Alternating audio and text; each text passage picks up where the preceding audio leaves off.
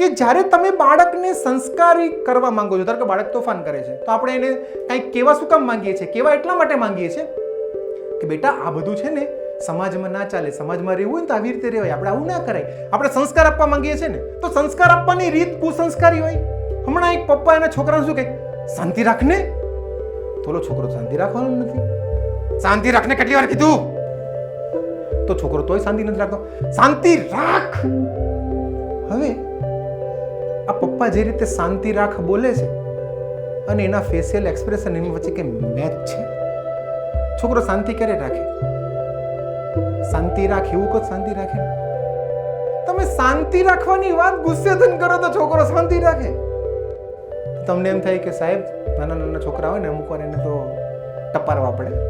હું ના નથી પાડતો, પણ એવું ટપારવામાં એનો આત્મવિશ્વાસ ઓછો ના થઈ જાય ને એ જોજો.